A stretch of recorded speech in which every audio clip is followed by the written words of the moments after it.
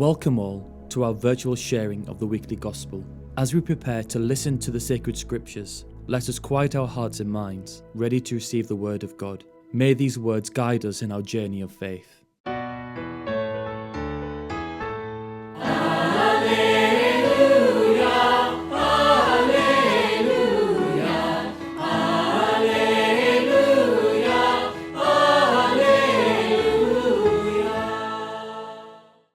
I thank you, Father, Lord of heaven and earth. You have revealed the secrets of the kingdom to little children.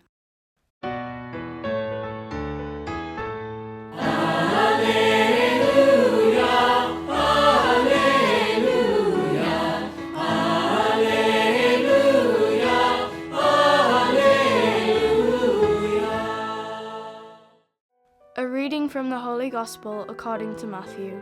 Glory to you, O Lord.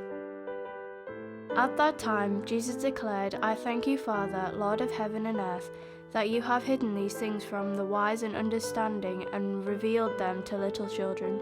Yes, Father, for such was your gracious will.